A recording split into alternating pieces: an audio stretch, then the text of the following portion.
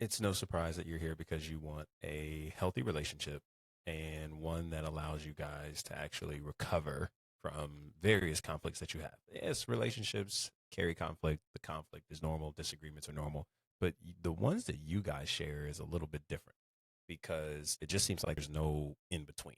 There's highs and lows, and there's no middle ground.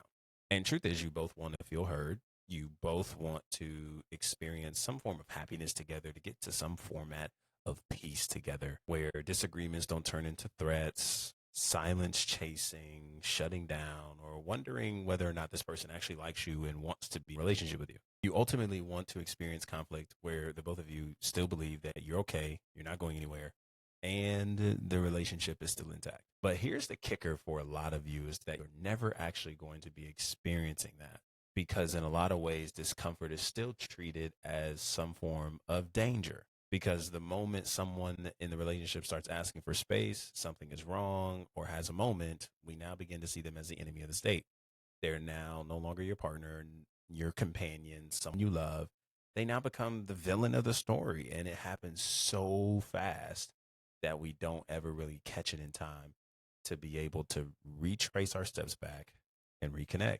So it's no longer about trying to understand each other. Now it's just protecting yourselves, going into defense mode, and the chase pull effect is live and well. And both of you, crazy enough, call it communication, but it definitely is far from that because there's no sense of recovery. This is the part that most relationships refuse to actually confront is that this isn't actually a communication problem. This is a much bigger problem, which is why the small disagreements, conflict, and moments in conversation turn into big arguments and you can't get on the same page. And really, what a lot of you are trying to get at is you want to experience this picture, okay, of canceling out conflict. Okay, if I were to put it here, okay, that's kind of where you want or what you think you want. Okay, we just need to stop arguing. No conflict. That's probably a better one. We'll go here. Okay, just stop arguing. That's all I want. I just want us to have a day, some days where we're not arguing. Okay, I promise you that's a G.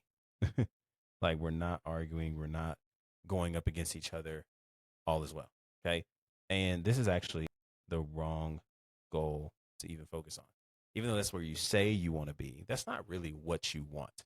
Okay, you actually want something else, and that starts with the letter S. Okay, and of course, I got to leave some suspense throughout the duration of this video, but this is ultimately what you're after, and we're going to fill it in as we go through this conversation because a lot of what we're trying to implement in sense of stopping the arguments, stopping the small struggles, stopping the blowups, there's actually something a lot deeper that's happening that is playing a big role in the lack of connection you guys are being able to have that is creating the further divide. And here's the thing, I've worked with couples before where this is a prevalent problem. So, number one, you're not in uncharted territory. This isn't something that's too far to recover from. In fact, this is something that is more common than you realize. And when it comes to dealing with couples in a variety of different angles and experiences like this, there's always a common theme that I've noticed that takes place subtly that the couple doesn't really realize until they take a step back, invite some counsel into the conversation, and are able to point to the dots, connect the dots, fill in the blanks, and finish the puzzle. Even though there was a decision, a disagreement, a moment that was made about a phone, about a show, about a statement, about a comment. Truth is it wasn't the phone, it wasn't the TV, it wasn't the statement, it wasn't what we are making the moment itself to be. The real problem is what the moment became to the both of you. And once you understand how quickly the experiences that you have shapeshift the meanings that you take from it or that you apply to it, and then furthermore seeing how those meanings become actions, you'll understand why your conflict continues to go far beyond what you intended. And what started off as something so small turns into a great divide and disconnect within the relationship. Because truth is, the experience is only the beginning, but the story you attach to it is what makes all the difference. Essentially, we have to understand that there are three decisions that we're making every day. I'm going to skip this over here. There are three decisions that we're making in everything we do every day, no matter how small or great that decision is. Okay. And this isn't something that I created on my own. This is something that I have to give credit to Tony Robbins, who is a phenomenal coach in this space. Okay. And this is somebody that I've heard it from, but I definitely want to reference it into this experience for us to actually get the most of it. Okay. Because truth is that there are three things that we are making the decision on. Okay. All right. Focus, the story, and then the action. Okay. Or you might say the experience, meaning, action. Okay. And this is really, really important because with every experience, okay, becomes a decision. And that decision is what we focus on. Okay. Well, what are we focusing on with every decision that we make, regardless of what it is? Health, finances, relationships, relationship problems. Okay. We're choosing between two different phenomenons. Okay. One is lack, and the other, all right, is abundance. Okay. Because truth is, lack and abundance are everywhere. Okay. It doesn't matter where we go, what season of life we're in, or what we're experiencing. Okay. And I want that to be seen so you're not looking at it behind the screen. All right. Lack and abundance is everywhere. And it's actually where you put your focus on being the experience that you're having most with life. Okay. So whether that's finances, that's health, that's your relationships and the flow of these things, the experience that you're often having is determined by where you put your focus. Okay. For example, if we're having an experience where finances are low, it's a low season, low income.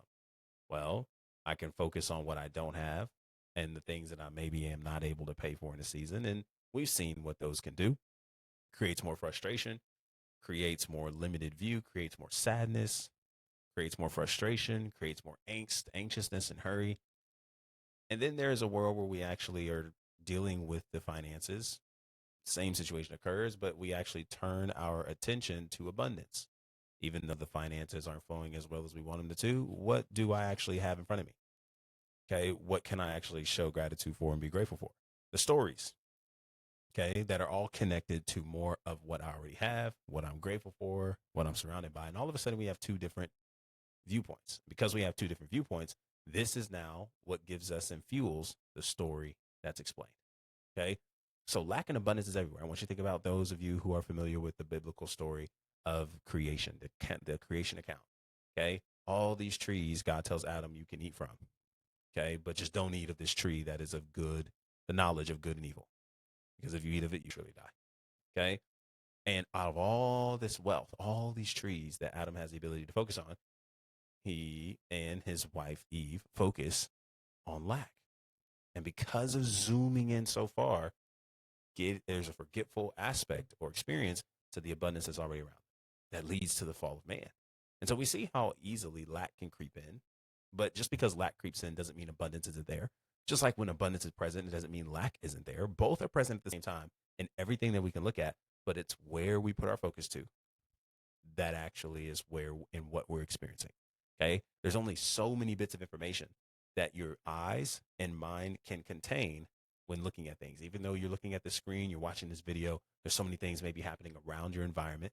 Okay. In your peripheral vision, there's a reality that it's not fully locked in, it's not fully focused, and therefore there's not a full perspective decision to make about what's happening in your general area. Only what you're putting your time and attention into. It's so narrow, it's so focused.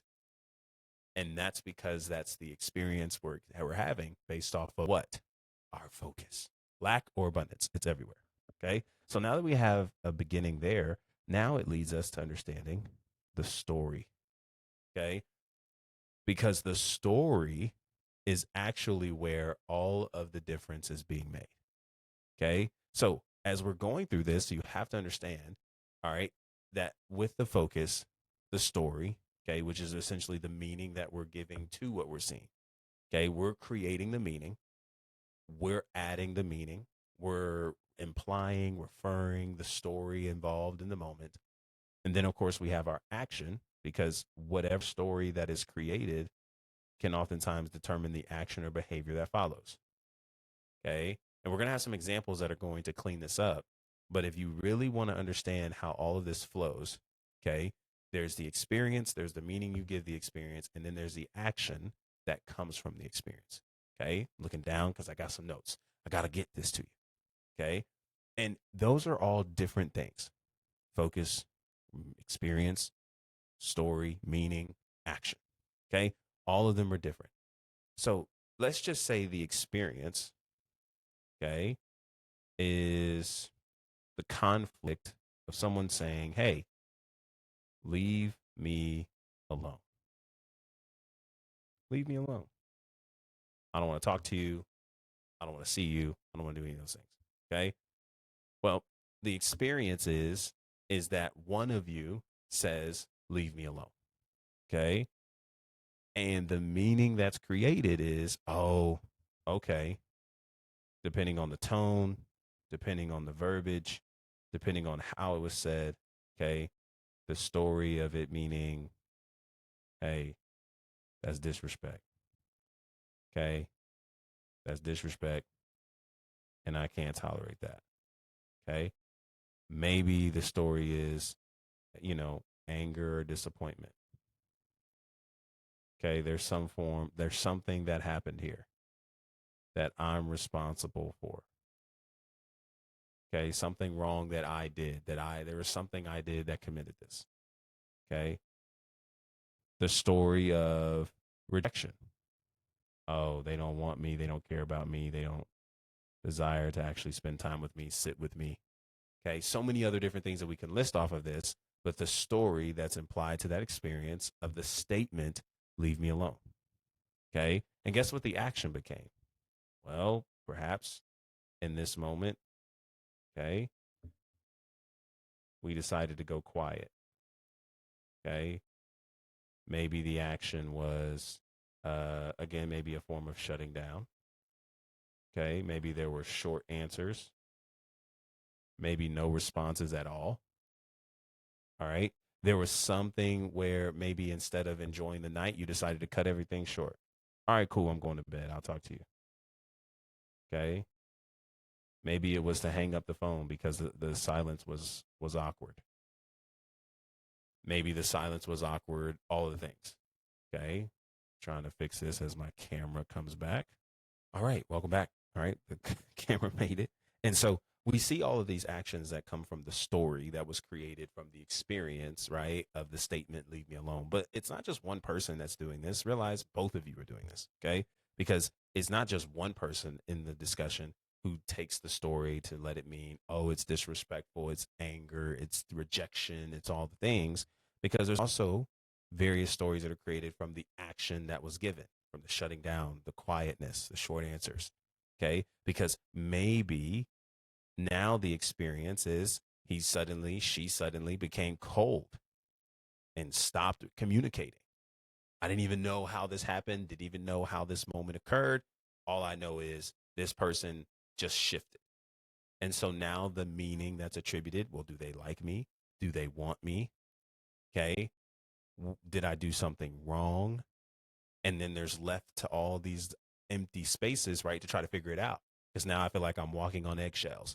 I don't really know what this is about to be. Okay.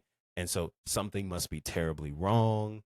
There's an action taking place as if like they don't care, they don't want me around, maybe to the point of questioning, like, do I even exist in your world? Okay. And then now the action, maybe instead of quiet shutting down, it becomes chasing. I need to figure it out. I need to get answers. The action is being up all night and in my head because I'm trying to figure out what went wrong. And I have a partner who won't tell me because they decided to go in the room and shut the door, or they decided to leave the crib, and maybe they went as far as blocking me. They went as far as doing some of the crazy stuff. So I kind of am left in the dark and I don't know what to do. And it just leaves more and more rambunctious thoughts running through the mind, overthinking, overanalyzing, and more importantly, beginning to even say things out of frustration because there is a lack of control towards what's going on and answers given. Okay. And both people in this situation are responding. Okay. I want you to hear this. They're responding to the stories that were cultivated, that were created, that doesn't necessarily speak to what's exactly happening in the moment, but is speaking to what we believe the moment is saying about us. Okay. And what's even crazier is all this happens so fast that your body typically doesn't respond to it immediately. In fact, you're so used to maybe operating in these levels that it happens really fast. Okay. And before we catch it, the whole moment has happened, blow up has happened, argument and disagreement has happened. And and we're just scrambling to recover in some instance. Okay. Your posture changes, your breathing changes, your facial expressions change, your tone changes. Okay. And we're no longer really experiencing our partner with curiosity. We're just now in full attack mode. And for some of us, in full defense mode, because I want to be sure that not only I'm understood, but that in any case, even if I am leading this conversation, I want them to know I'm right. Because that's kind of what it is at the heart, right? Like, I want them to know that I'm right. And we're constantly trying to prepare for some type of attack, some type of war that's going on in the connection in the relationship. And now this leads to additional experiences that are happening within the entirety of the situation. So instead of understanding and trying to see where things are coming from each side of the bridge in order for us to come together, we're now again attacking each other, defending our stances to the core, and ultimately no longer talking to our partner, but we're responding to our own interpretation of the person we're connected with. Here's what's interesting about both of these situations and so many things that can be cultivated from the focus, story, and action perspective we presented. Okay. Because you could say, well, I want clarity. Okay.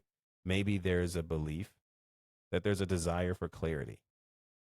I want to be understood, right? Because there's a part of you that feels like, yeah, I'm ready to be understood and I want to be heard and I want to be seen and I want to have all these different things that I feel like I'm not getting in the relationship. Okay. We'll leave the lack and abundance there. All right. And so maybe if we came up with a list of desires, we would say, yeah, I want to be heard, right? I want to be seen. Okay. Maybe there's a desire where I want space, trying to get my thoughts together. I'm acting like you can see that. Let me move my camera here. There you go. All right. So maybe there's a belief like, hey, yeah, I want to be heard. I want to be seen. I want some space. Okay. The other person is like, no, no, no. I want connection. We got to figure this out. I don't care how long we got to stay up. I don't care how long we got to have this argument. We going to figure it out tonight. Okay. And there's this desire, okay, maybe to the point of needing, I need the whole story. I need it all. Tell me everything. I need all the details. Whatever it is that we're describing and part of the desires, what we aren't saying that both people actually want underneath all of this that seems so different on the surface is actually the very S word we opened up this whole conversation with. And that is safety. This is ultimately what we want. Out of all the things that we've just described in this entire conversation, both of you have a desire that is shown differently, and that is a sense of safety. Because one person in this disagreement and disconnection is simply saying, can I be hurt without being pressured into a conversation too early or for one that I'm not ready for in the moment? While the other person that is constantly chasing, trying to get a connection, trying to get an understanding, trying to fill in the blanks, is asking the question, can I make a mistake without becoming afraid that you're going to leave? And notice how both questions center on some type of fear that is pointing at a lack of safety that is created between the two of you. And neither of you or neither of these individuals are actually trying to harm each other. They just aren't too sure how to communicate what exactly is needed at the core to get on the same page and to move forward together as a unit. This is really where we need to understand the importance of this whole entire framework to control your emotions.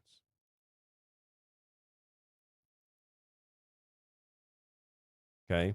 That's a big truth that we have to understand in order for us to actually experience this safety. Your partner is not responsible for managing your inner world. Okay. But being responsible for yourself does not mean becoming emotionally irrelevant to each other. Okay. You affect each other. Your tone affects your partner. Okay. Your silence affects your partner. And so does your words and body language. And this is the benefit of being in a relationship together, right? Because we notice those effects, but we also notice our ability to challenge those behaviors that we're noticing has an effect on someone we love and we want to do the work together with. Okay. That also allows us to hold the tension, that we don't need to prevent them from feeling uncomfortable. It just means that healthy relationships, secure relationships, require us to be mindful of the environment that we're helping create through the safety we create within ourselves that allows us to be the safest person to create the safe environment we want for each other. So self regulation says, I'm responsible for what is happening inside me. Okay. This is all a part of our conversation on safety. Okay. So where self regulation, okay, uses the term I am responsible. Okay. I'm responsible for me. Co-regulation doesn't actually even say something different. It actually adds to it. So even though self-regulation says I'm responsible for me, co-regulation says, and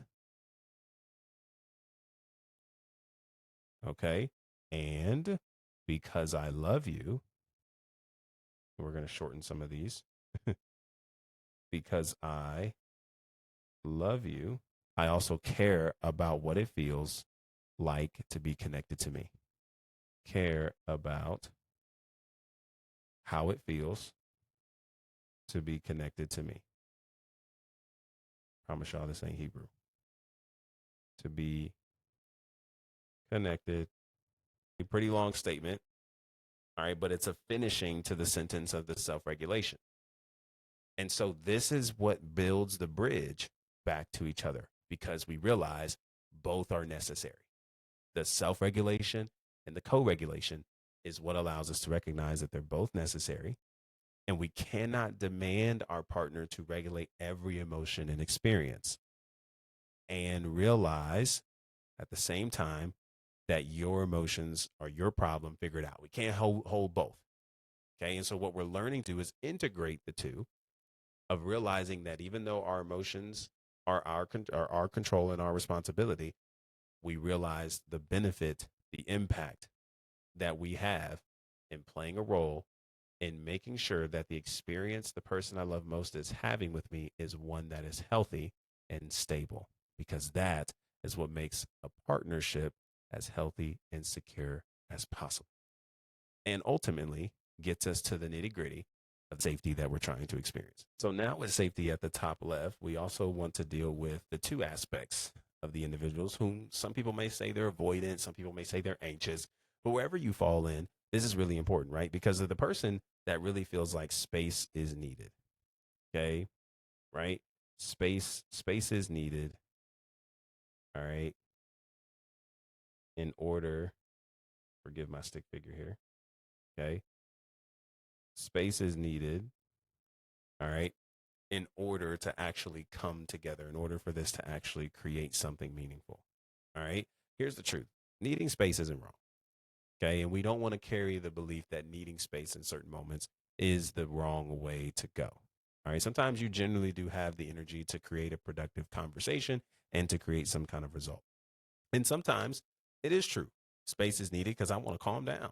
I'm angry. I'm tired. Thoughts are all over the place. So I don't want to just react, be unfiltered, and say something that I don't mean, or, you know, maybe perhaps add fuel to the fire in some kind of direction. All right. But here's the difference. Okay. There's a difference between taking space and simply moving with silence. Okay. There's a difference between space and using silence as punishment. All right. Secure space still creates lanes for communication. Okay. And communicates connection. Okay. Secure space, all right, instead of using silence as a weapon, okay, I'm going to use it as a consequence. I'm going to punish you. No, no, no. That's not even what you're really after. You're just trying to get your partner's attention. It's not actually because you desire to cause legitimate harm to your partner. And even if it is, we know that that still comes from a place of pain. And so we have to catch that because we don't necessarily see the best changes punishing and throwing consequences at people to try to teach them how to treat us properly, because that only creates further disconnection. That doesn't create further unity. Okay. And secure space, all right, actually sounds more like addressing the issue. Okay. Stating what is or isn't ready to be talked about in the moment. Okay. And also reassuring the stability of the relationship as it is. Okay. So maybe it kind of sounds like, well, what happened earlier today hurt me. And I'm not ready to explain exactly everything right now. And I don't want to say something, okay, that's emotionally charged. We are okay, but I need tonight to process. Let's talk tomorrow morning. And all of a sudden, that same statement that we try to communicate through silence, distance, closing off, all of a sudden now gives us the ability to reconnect and all of a sudden bring some kind of regulation to one another, that even though there is something that we want to address, it's the relationship is not in danger. Okay. And it may not necessarily eliminate someone's anxiety by saying this, because that's not necessarily the immediate goal that we're looking for. However, it does give three important things. And these are the three C's that we have to recognize in this space that we're giving, and to the person that is used to giving space. Okay. And maybe communicating isn't necessarily your first strength, not something you're used to. But again, we're in a relationship. This is the mirror that's exposing this, that gives us the opportunity to build it. Okay. And so now we have three things that are important. Okay. Context. All right. Communication, or should I say connection. Okay. And all right, I'm actually going to move our stick figure here, look a little smaller. It's cool. We'll make it. Okay. And three, clarity. And by clarity, we're actually just talking about clarity of time. Okay. Revisit back to what we talked about. Okay. The context, the event that we're naming specifically that we caught offense to. Okay. The connection, and simply reminding that we are okay.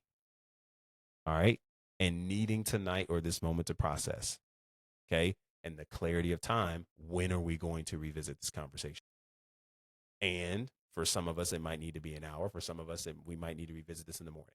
Doesn't mean we're going to bed angry. Doesn't mean we're defiling God. Doesn't mean that, oh, what about not going to bed on not letting the sun go down on your wrath? No, no, no. This isn't what this is about at all. Because now that we're aware of this, we have the ability to what? Respond differently. Remember the experience, story, or focus, story, action.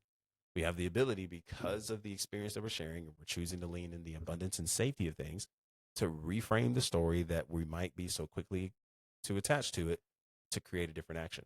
And so we don't have to go to bed angry. And now, because we've given these three important things within this space that's given, okay, we didn't necessarily give a full play by play, nor is that really what your partner's asking for.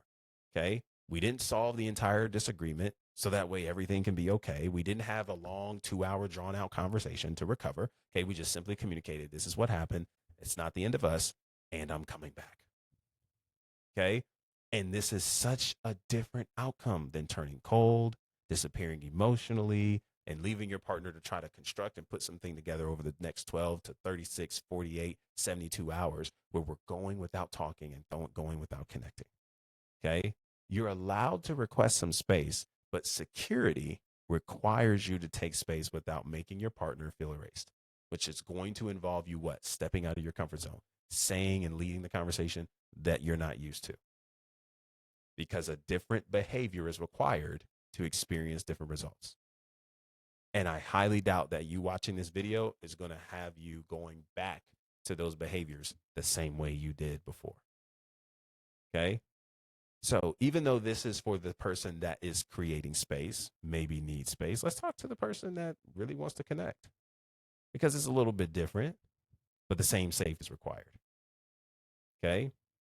Because the person that wants to connect, okay. All right. Let's just say this person's running away, right? But, this person, is actually trying to come back. Okay. Instead of going this way, you got one person going this way and the other person is chasing. Okay. And it's all for a sense of connection, but we have to be sure that we center this without control. Okay. Because wanting clarity isn't wrong either. And notice how we're not painting this in both of you being wrong, or both of you being right. It's not about a question of being right or wrong. Okay. It's about getting in alignment, getting an agreement, and understanding each other. Uncertainty can feel very deep and very uncomfortable. Uncertainty can really mess with your mind, mess with your energy, mess with your peace. And your mind simply just hates loose ends. And this is a typical conversation that you'll find more so with people who are anxious, anxiously attached. And this is something that we have to be intentional with working on. And this is also part of us taking responsibility for the emotions that are moving while also inviting our significant other into the fold as we learn to take the right steps moving forward. I want you to understand you are not, I want you want to understand what happened so that you can fix it.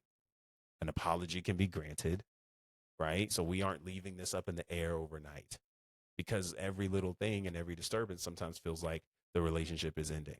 It's over and it can't be recovered. Okay. But here's the truth that you have to understand as the person that wants connection. Okay. As the person that wants connection and you want it now. Okay. Dealing with somebody who maybe is preferring space in that moment.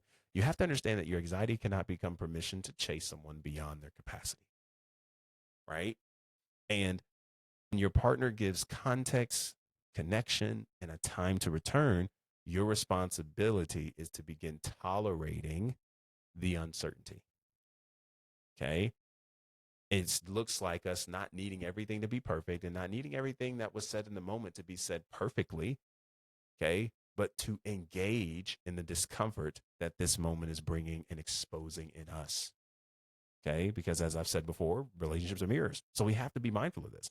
And so it could sound something like this. I don't like going to bed with this unresolved, being honest, but I understand that you need time. And I'm going to trust that we'll return to it tomorrow. That's the goal. And notice how every time that this isn't returned to, it does add more. It does add more uncertainty. It does kind of reaffirm some of those things. And so that's why it's important to follow through on everything that we're stating in these setups. Okay.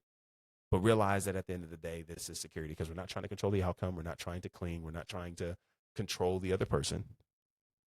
All right. But it's recognizing that you'll be okay while the answer is still developing, while everything is still processing, and while we're still taking steps forward. And just because you continuously pressure someone to talk before they're ready doesn't necessarily mean that things are going to change. Okay. And they don't necessarily experience the questions as connection. Okay. It's actually experienced as control. And you might be saying, you just want to understand. I just want to get a better picture. I just want to know what's going on. I want to be able to serve you. I want to be able to help you. I want to be a good wife. I want to be a good husband. I want to be a good girlfriend, boyfriend. I want to be a good friend, whatever the situation is.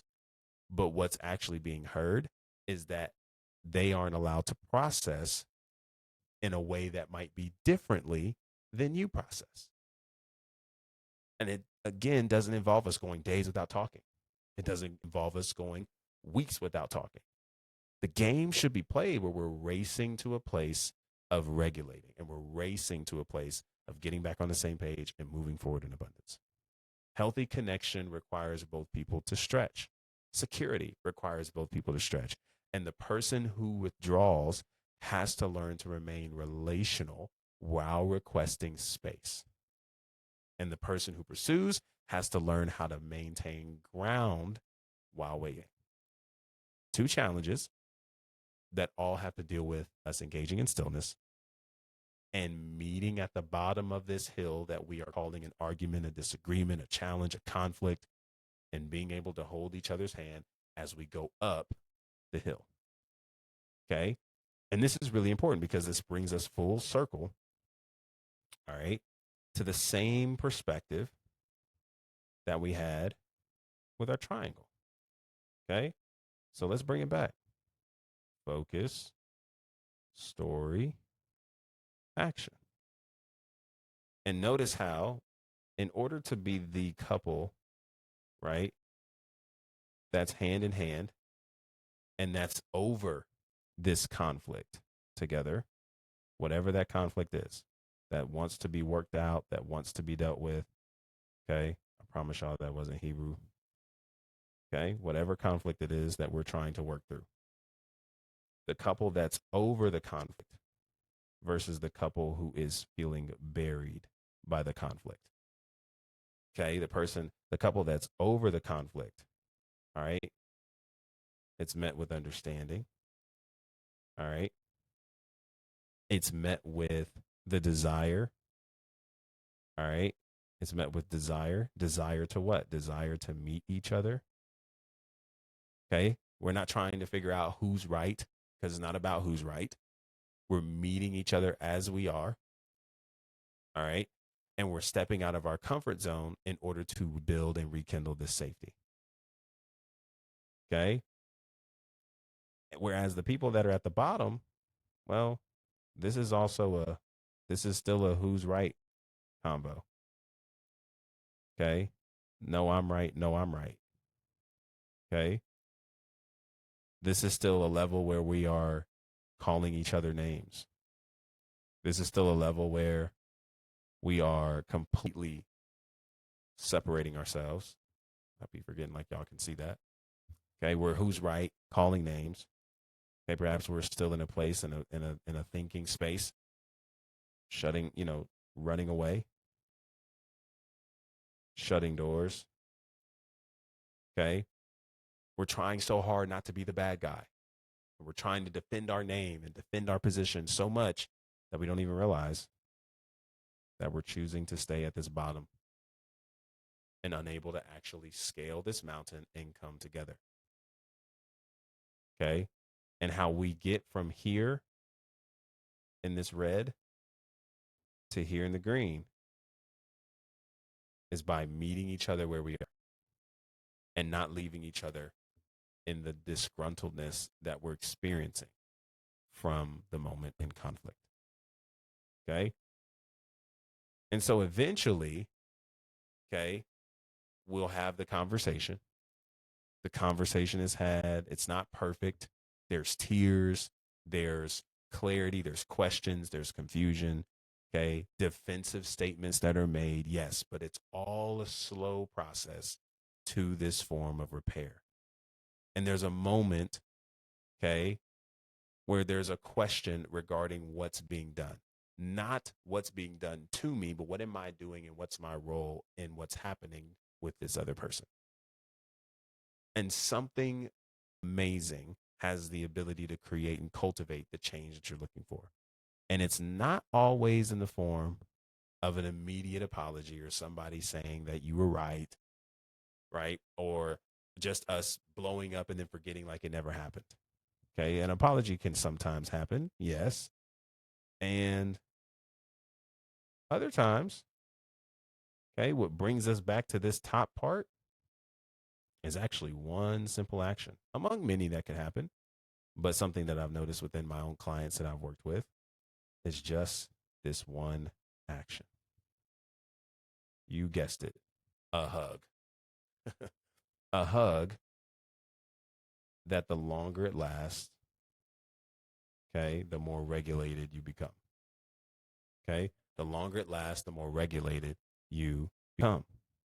Okay. Because a hug, some form of physical contact, holding hands, okay, holding each other side by side, if you're in person, okay, is something that brings about a level of relief and understanding to both parties.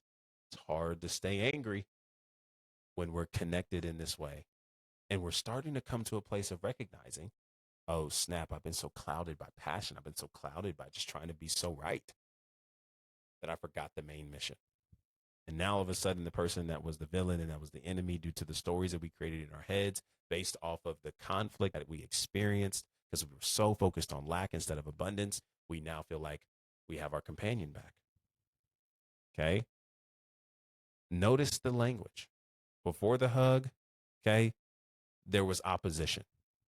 There was villainizing, okay, demonizing even. After the hug, we all quickly remembered that this is the person I chose to love.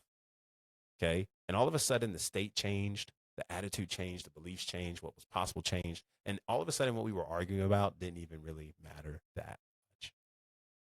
And this isn't us sweeping the behavior under the rug. This isn't us ignoring it. No, no, no. This is us actually getting to a place of recognizing what's most important.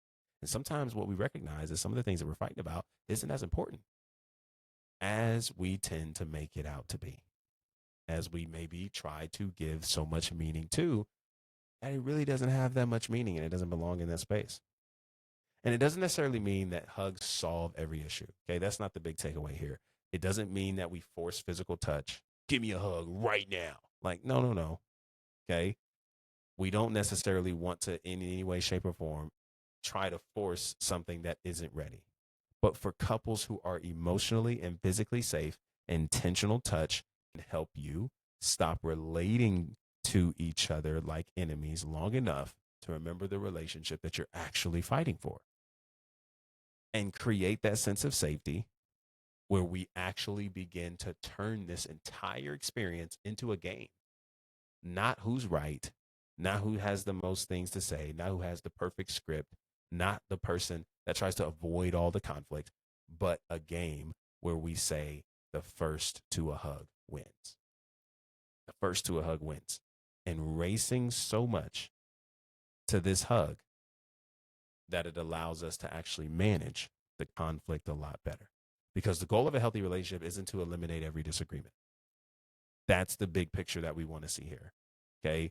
Maybe the disagreement took some hours to repair. The next one may only take 5 hours compared to the 24 hours or the 36 hours or the 48 hours that it maybe takes initially to repair. This game is not about going from 0 to 100. So many of us believe, oh, cool. So I'm gonna watch this video. I'm gonna break it down, and then we're gonna have our next argument, and we're gonna do exactly everything that Coach Sean said. No, no, no, no, no. I mean, there's a world.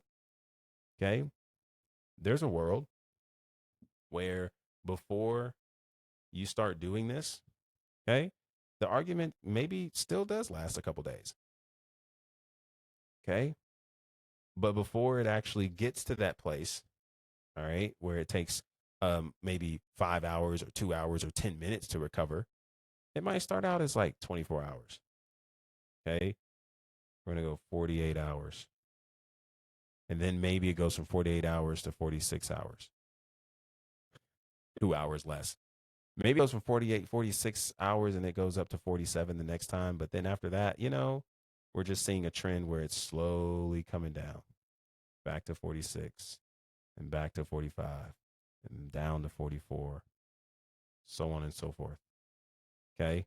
Don't let Drake 0 to 100 fool you. Okay. Don't let Drake 0 to 100 fool you.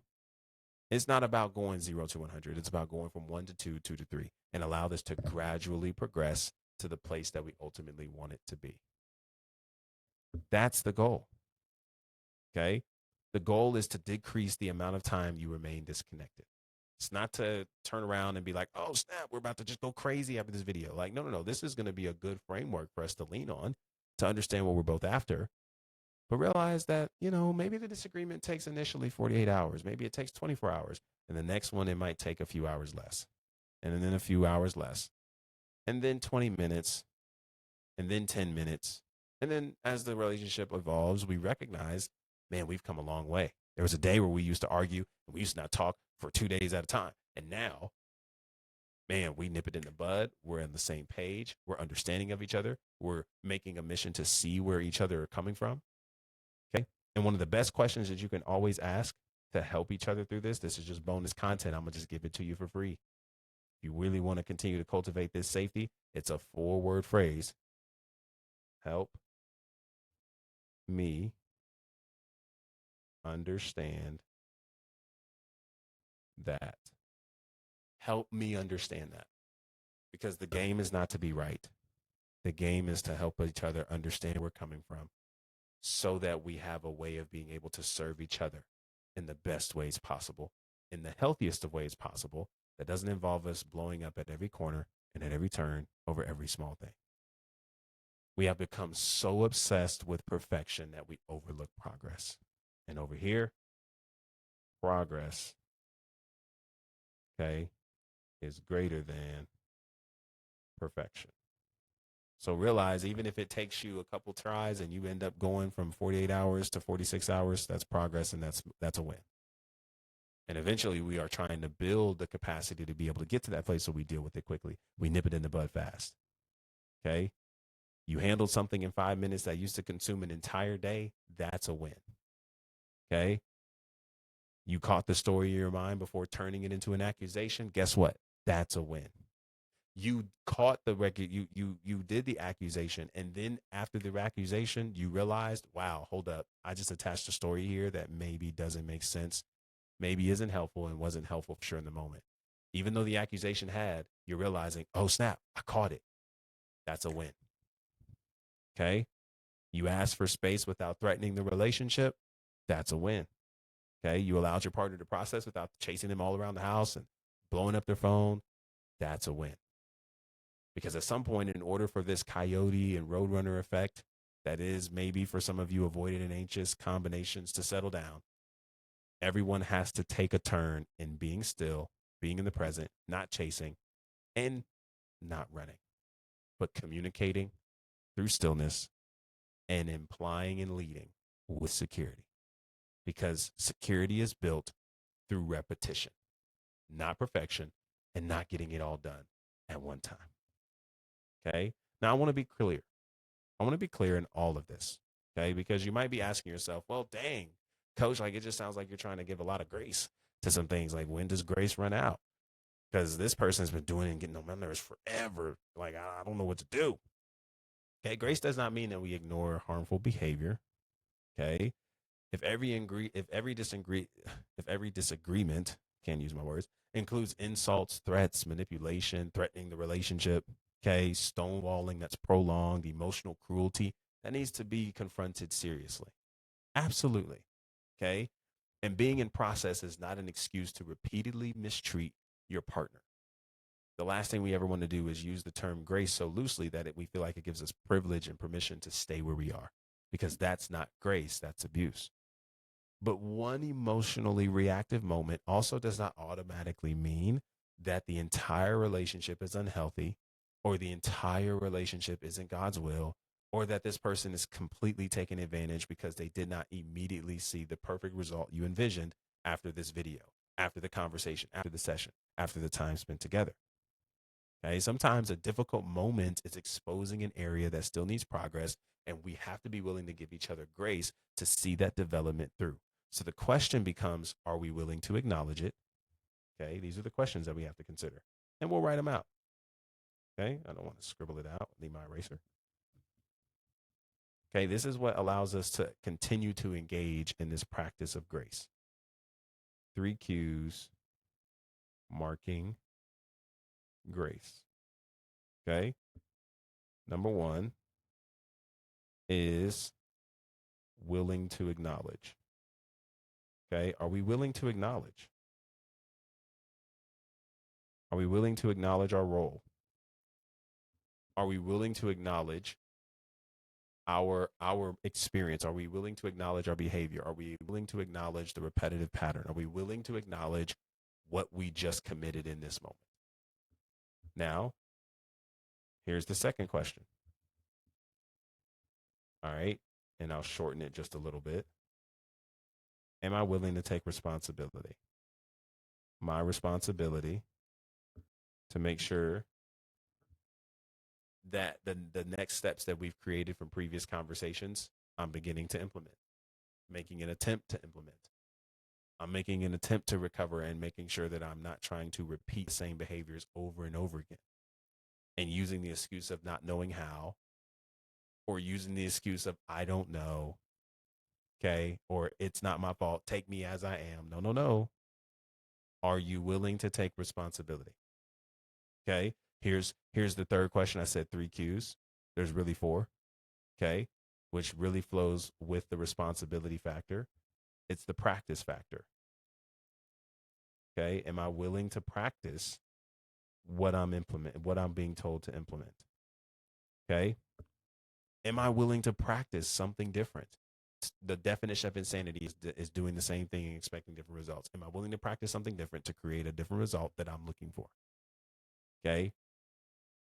And Okay. Then the last question is time. Am I seeing time? Am I giving this time? Am I giving this time to develop? Am I giving this time to show up? Am I giving this time to become? Or am I just looking for quick results and hoping this person catches it immediately? Okay. Because healing doesn't always mean that you're never experiencing the same challenges, issues, conflicts. Okay. What this is showing, all right, is that sometimes healing is experiencing the same struggle, the same conflict, the same issue, but it's producing different results. Okay. I want y'all to get used to this. I want y'all to get used to this because we're talking about this framework here. Okay. Focus, story, action. And let's just say in this conversation, right, that it's the same conflict. Okay. Maybe it's a breakup, it's an argument. Okay. There's a lot of things that we can put here. All right. But realize how the person or the green guy, all right, that made it at the top of this mountain and the purple individual that's still at the bottom of this mountain, realize how the mountain of conflict didn't change. The mountain of conflict stayed the same. What was the difference between the person getting on top of the mountain that signals them getting over the conflict and the person that's at the bottom that's still stuck by the conflict? You guessed it. It's the story. The stories that we're telling ourselves, that we're rehearsing, that is either going to give us permission to overcome it, not in a mood, not in nonchalance, not in faking the funk, but in real abundance. Or are we rehearsing the story that's keeping us at the bottom because we're so focused on lack instead of abundance? Okay. The same disagreement, but this time you don't threaten to leave. The same conflict, the same uncertainty, but this time you don't spiral. And this time you communicate before shutting down. And the same emotional intensity, but this time you remember that your partner is not the enemy. So instead of trying to rid of this conflict and rid of this mountain, no, no, no. We should look at it and say, no, bring it on. Give me this mountain. Give me this moment because I'm going to be able to control my perspective, control my approach, and move differently than I did before. That's the name of the game. And that's what genuine healing is. So you get into another conflict after this video, you get into another conflict after a session, you get into another doesn't mean you're failing. It means you're progressing. Because how else are we going to actually grow without those moments happening? You know, it's like asking LeBron James or Stephen Curry to become the best players God has ever graced to touch a basketball, but don't practice.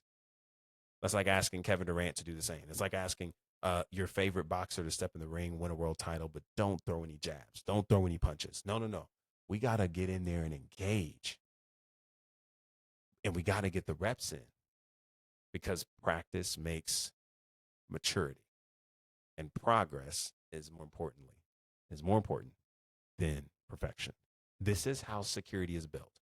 And it reminds us that security is more of a rhythm than it is an arrival. Okay. So here's the main focus of this entire conversation and journey regarding focus, story, and action. One is that we have the ability to control our actions based on the story we give, based on our decision to focus on lack and abundance, not just in our relationships, but in every area of our life. And the goal is to become secure enough that one difficult moment does not make you abandon yourself, punish your partner, or question the entirety of your relationship. You can be hurt and remain connected. You can request space and remain loving. You can disagree without becoming moral enemies. Okay. You can call out what's unhealthy while still giving each other room to grow. And because the healthiest couples are not the couples who never experience conflict, they are the couples who learn to navigate conflict and who learn how to find each other again after conflict happens.